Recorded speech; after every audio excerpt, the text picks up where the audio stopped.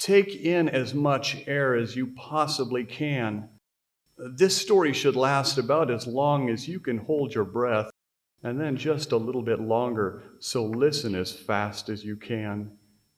En Gran Bretaña hubo desmayos en las lecturas de Leeds y Cambridge. En Londres, los baños se llenaron de gente bien vestida que se escapaba para sentarse en las baldosas frías y recuperarse de lo poco que había escuchado. Hasta ahora, 67 personas se han desmayado mientras yo leía Guts. Es una historia de 9 páginas que algunas noches me lleva media hora leer. En la primera mitad, las pausas en la lectura se deben a las risas del público. En la segunda mitad, las pausas las hago mientras reviven a mi audiencia. Bienvenidos al Sur Taller Literario. Mi nombre es Alejandro y hoy seguimos con esta serie que comenzó con el video de Ricardo Piglia y su tesis sobre el cuento.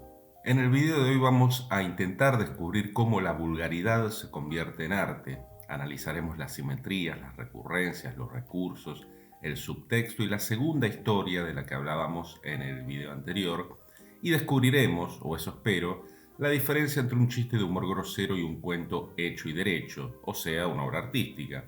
Por supuesto que el cuento puede no gustarles, hay muchos cuentos bien hechos que a uno no le gustan y no pasa nada, pero en este canal tratamos de alejarnos del reino de a mí me parece, yo siento que el cuento me llegó o no me llegó. En este video, modestamente intentaremos pensar, analizar cómo está hecho este cuento y qué podemos aprender de él aún si no nos provoca otra cosa que asco. Asumiré que leyeron el relato, si no es así, por favor paren el video y léanlo antes de que les destripe, el argumento. Les dejo un link en la descripción. Tripas de Chuck Palahniuk es un cuento no apto para estómagos ni mentes de cristal, lo habrán deducido por el prefacio o la introducción de este video. El propio autor contó que la gente se desmayaba durante las lecturas públicas y suena a estar un poco exagerado, pero no me extrañaría tampoco que haya parte de verdad en el asunto. Así que hoy intentaremos encontrar el método en la locura, descubrir los suaves engranajes de la brutalidad. Hoy hablamos de Tripas, de Chuck Palahniuk.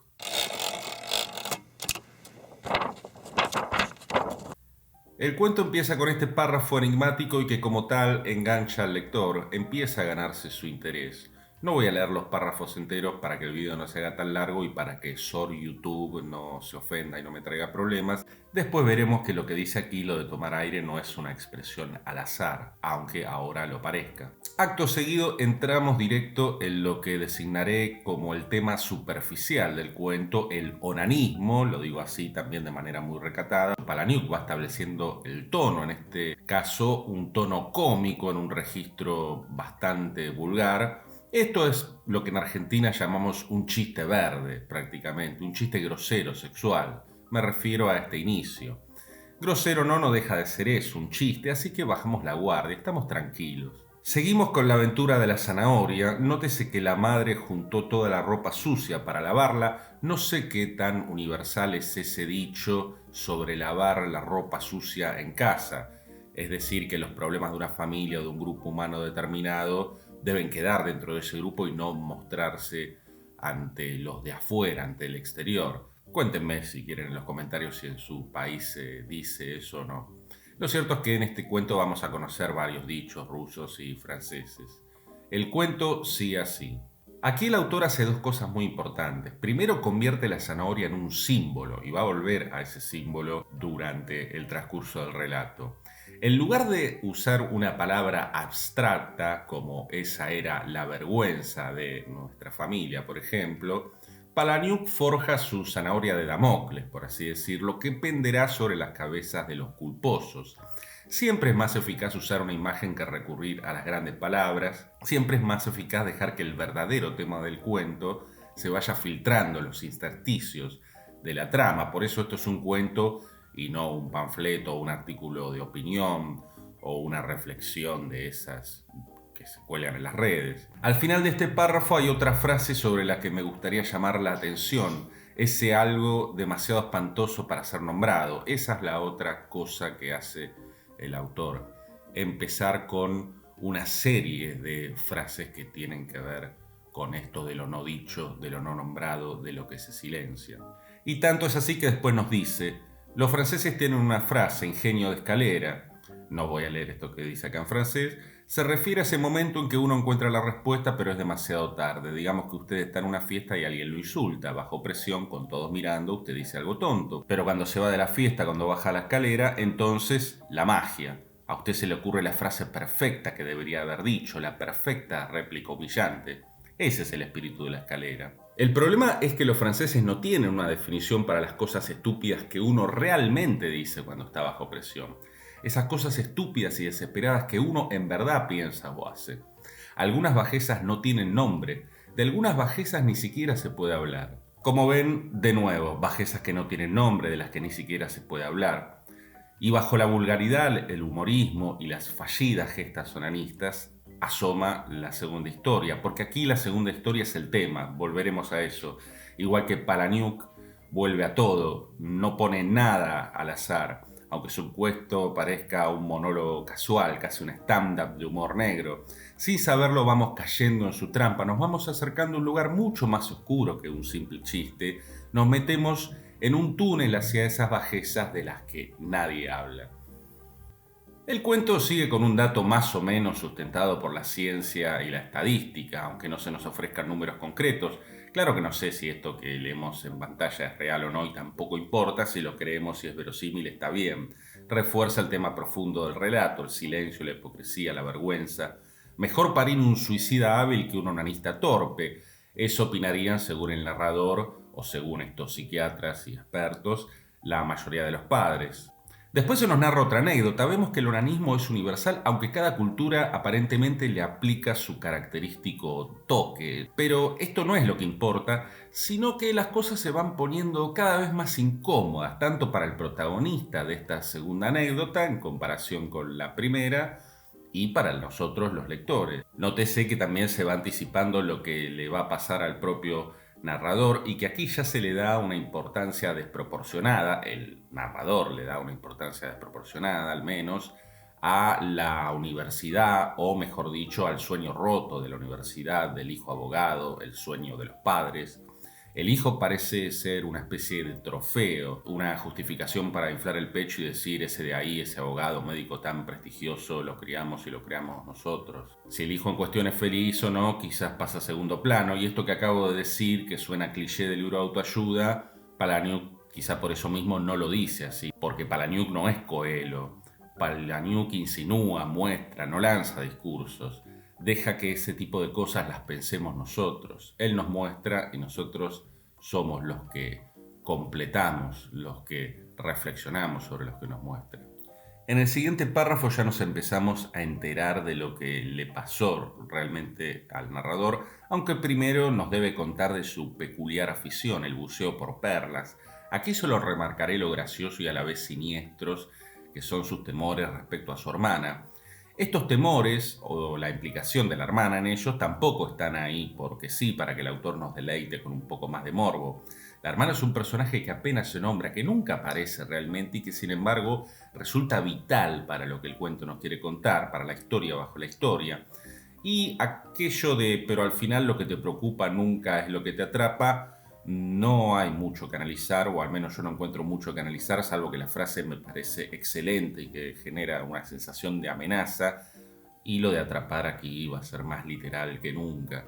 En el siguiente párrafo se nos sigue describiendo la particular visión de la natación que tiene el protagonista. Hay una nueva mención muy irónica a los dichos franceses y otra vez la anticipación del horror y el chico que nunca será abogado. Cada vez estamos menos tranquilos. Por cierto, a la hermana la vuelve a nombrar el narrador. Antes dijo que era virgen y ahora que asiste a clases de ballet. Parece ser la perfecta nena de papá, ¿no? Ya lo veremos. Seguimos leyendo y lo espantoso empieza a ocurrir. Una vez más, Palahniuk interrumpe la acción para mencionar una estadística, ahora más concreta. En este relato, el contraste con los fríos números enfatiza los de por sí brutales hechos.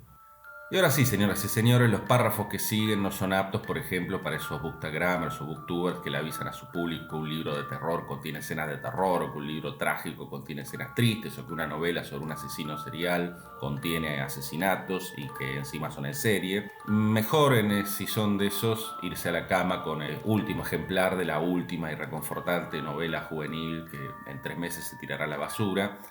Pero si les gusta la literatura, incluso si son bookstagrammer o booktuber, porque por suerte no todos sufren de hipersensibilidad, hay muchos que son muy buenos y grandes lectores, si les gusta la literatura, entonces quédense conmigo y con el amigo Palahniuk. Antes de examinar la manera en que Palahniuk nos cuenta lo que nos está a punto de contar, hagamos un pequeño juego. ¿Cómo lo contarían escritores, no necesariamente con menos talento, pero sí con menos oficio? Podemos suponer que quien apenas empieza a narrar, y si no ha caído en las garras del lenguaje rebuscado, nos lo contaría más o menos así. Y entonces mis intestinos se quedaron atorados en la bomba de succión. El nivel 2 podría ser algo un poco más visual, como y entonces vi mi intestino en el agua. A un escritor algo más avanzado ya se le podría ocurrir que conviene utilizar la progresión y el punto de vista. Entonces vi una cosa flotando y cuando miré con mayor atención me di cuenta de que esa cosa era mi intestino, o eran mis intestinos. A un escritor aún más avanzado se le podría ocurrir algo semejante a lo de Palahniuk y aprovecharía la forma de los intestinos o tripas para introducir un símil. Un símil obvio pero que funciona justamente por esa obviedad, porque lo asimilamos con una naturalidad absoluta. Entonces vi una serpiente, una criatura extraña que se retorcía en el agua. Pensé que estaba a merced de ese monstruo hasta que advertí que aquel monstruo era en realidad mi propio intestino, o algo así. Y ahora veamos el nivel Palahniuk, y esto sí lo voy a leer. Con chispas de luz brillante cruzando ante mis ojos me doy vuelta para mirar, pero no tiene sentido. Esta soga gruesa, una especie de serpiente azul blancuzca trenzada con venas, ha salido del desagüe y está agarrada a mi culo. Algunas de las venas gotean rojo, sangre roja que parece negra bajo el agua y se desprende de pequeños rasguños en la pálida piel de la serpiente. La sangre se disemina, desaparece en el agua, y bajo la piel delgada azul blancuzca de la serpiente se pueden ver restos de una comida a medio digerir. Esa es la única forma en que tiene sentido. Algún horrible monstruo marino, una serpiente de mar, algo que nunca vio la luz del día, se ha estado escondido en el oscuro fondo del desagüe de la pileta y quiere comerme. Así que la pateo su piel resbalosa y gomosa y llena de venas, pero cada vez sale más del desagüe. Ahora quizás sea tan larga como mi pierna, pero aún me retiene el culo. Con otra patada estoy a unos 2 centímetros de lograr tomar aire. Todavía sintiendo que la serpiente tira de mi culo, estoy a 1 centímetro de escapar. Dentro de la serpiente se pueden ver granos de maíz y maníes. Se puede ver una brillante bola anaranjada. Es la vitamina para caballos que mi padre me hace tomar para que gane peso, para que consiga una beca gracias al fútbol. Con hierro extra y ácidos grasos omega 3. Ver esa pastilla me salva la vida. No es una serpiente, es mi largo intestino, mi colon arrancado de mi cuerpo, lo que los doctores llaman prolapso, mis tripas chupadas por el desagüe. No voy a extenderme sobre el magistral uso del punto de vista, en otros videos he tratado el tema, por ejemplo en uno dedicado a cierta escena del Resplandor de Stephen King, que curiosamente también involucra una serpiente. Aquí hay muchas imágenes visuales, pero también táctiles. Palahniuk quiere que sintamos la textura de los intestinos. Después, el buen narrador nunca se apura, Palahniuk interrumpe la acción para darnos algunos otros datos, fríos, números y hablarnos del poco dolor que sienten las entrañas. También vemos que aún en una situación de vida o muerte la prioridad sigue siendo evitar la vergüenza. El narrador teme más la exposición de sus partes públicas que la desaparición de su propia vida. A continuación se insiste en la textura de los intestinos, en cómo se sienten al tacto. Incluso el narrador nos dicta una especie de receta de cocina para que nos vayamos haciendo una idea y nos aclara lo terrible de su situación, su dilema en este momento que está narrando. Y de nuevo aparece el miedo no a morir, sino a que papá y mamá lo encuentren así, muerto de esa forma, a decepcionarlos, a avergonzarlos. Y otra mención a las cosas de las que ni los franceses hablan. Volvemos a una frase rusa y a aquel hermano mayor en la marina, el del amigo de la anécdota anterior, y arribamos hacia la espantosa solución que se le ocurrió a nuestro acuático y lascivo héroe, que se compara a sí mismo con un coyote que devora su propia pierna para escapar de una trampa. Y también está la imagen de los calamares. Palahniuk siempre nos aporta una imagen. A esta altura se habrán dado cuenta de que en ese sentido este cuento es un zoológico. Serpientes, coyotes, calamares, incluso una mención a los caballos, las pastillas para caballos. ¿Qué ser humano en una situación de vida o muerte no actuaría como ese animal que en el fondo es? Si uno debiera juzgar la condición humana a partir de este cuento de Palahniuk y nada más, diría que el ser humano es el único animal capaz de sentir vergüenza de serlo. Lo que viene después es muy sintético, pocos detalles, los necesarios. El fracaso del narrador, ya sin esperanza de títulos ni becas deportivas. los amigos de la serie La Zanahoria, que sí prosperaron, aunque él nunca llegó a pesar 1 kilo más que a los 13 años, y el dinero de la piscina puesto como otro gran problema, al mismo nivel que lo demás. ¿Se acuerdan de que empezamos con un chiste y seguimos con una suerte de stand-up grotesco? Bueno, no sé ustedes, yo creo que en estos párrafos no hay nada gracioso. Y el padre, por supuesto que sí siente vergüenza, incluso ante el desconocido que le viene a arreglar la pileta. Y ya que este es un cuento lleno de animales, empezando por los animales humanos, se le echa la culpa al perro. Fíjense con qué sutileza Palaniuk nos indica que el padre exagera, que repite lo del perro. Como todo mal mentiroso, se le nota el énfasis, lo actuado de la mentira.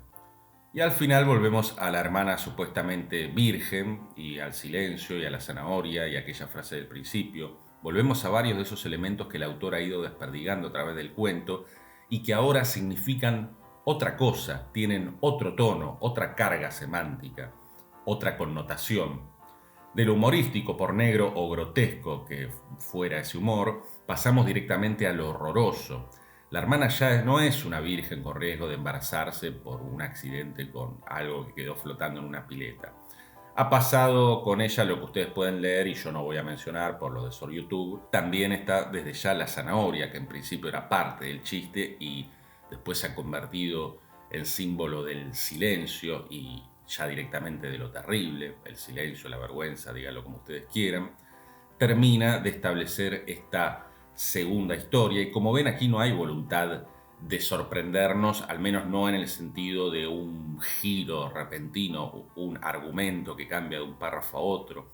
Aquí todo es progresivo, todo se desliza sin pausa y sin prisa hacia el más absoluto espanto. La segunda historia aquí, como decíamos, es el tema del cuento.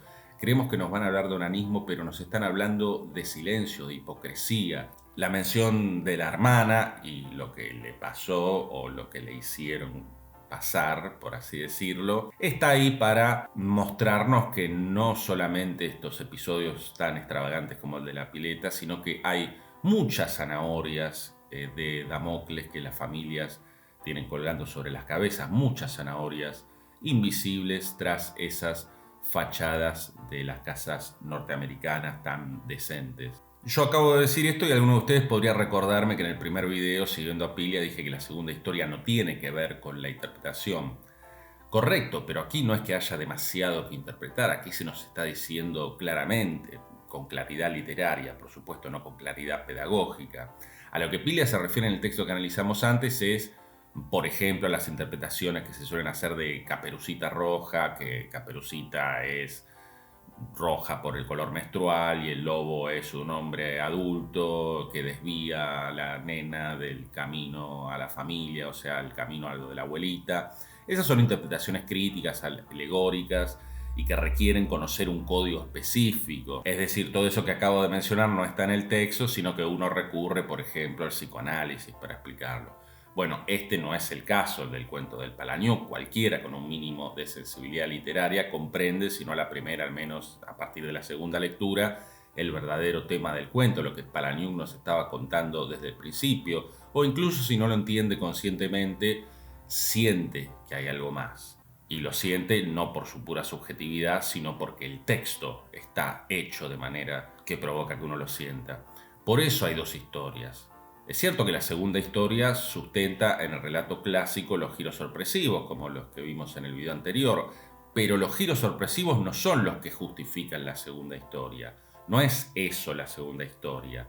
La segunda historia es una profundidad, es eso que corre por debajo de las palabras, ese más allá de las palabras. Incluso en este relato mismo podemos usar una imagen. Tenemos una imagen, la primera historia, la de la superficie, en la que vemos un chico nadando, descansando en la pileta en todo caso, y la segunda bajo el agua, en que los intestinos serpentean fuera del cuerpo, y sí es un símil asqueroso, pero si llegaron hasta acá supongo que ya no les importa, o ya se desmayaron. Advirtamos también que Palaniuk no busca que sintamos compasión por su narrador, no hay ni una gota de sentimentalismo. Por el contrario, narra la tragedia de principio a fin como se narraría una comedia o a lo sumo en un tono más neutro. Habla con la misma naturalidad, alguien diría con la misma frialdad, del onanismo de los árabes o de la vida y la muerte. Como vimos en aquel video en que comentábamos el final de Crónica de una muerte anunciada, el autor confía en la brutalidad de lo que narra, no necesita ningún énfasis, le bastan su prosa y sus poderosas imágenes, que no es poco, claro. De hecho, es mucho mejor que 1001 adjetivos o frases rebuscadas con que uno, cuando empieza a escribir, imploraría la atención o en este caso el espanto del lector. Así que la diferencia entre un chiste y un gran cuento grosero reside en el estilo, sí, pero sobre todo en esa segunda historia de la que hablaba Piglia. No importa si hay o no una sorpresa. Acá la segunda historia, lo vuelvo a decir, es la cotidiana tragedia tras la morbosa comedia, el cotidiano silencio, la hipocresía. Este cuento es un monstruo con máscara de payaso. Y podría decir más sobre esta segunda historia, eso me lo guardo para el próximo video. De todos modos, espero haber resuelto ciertas dudas. Algunos quizá pensaban que yo no consideraba cuento algo que no tenía un giro sorpresivo y nada más lejos de la realidad. Si me permite la autorreferencia, yo mismo he publicado varios cuentos sin giros de ningún tipo, algunos hasta que hacen alarde de su falta de originalidad, otros que se basan en la completa falta de respuestas o con segundas historias que son puro silencio. No me toca a mí decir si esos cuentos valen o no la pena, eso lo decidirán los lectores. Lo digo para dejar claro que esta serie de videos no intentan ser una apología del relato clásico, ni mucho menos aseverar que sin sorpresa no hay cuento. Y esto seguro les va a quedar más claro en la próxima entrega, en la que vamos a hablar de otro tipo de cuento, otras segundas historias. Algunas que hablan muy poco y otras que son, como hablábamos antes, puro silencio. Nos vemos allá. Mi nombre es Alejandro y esto es El Sur, Taller Literario.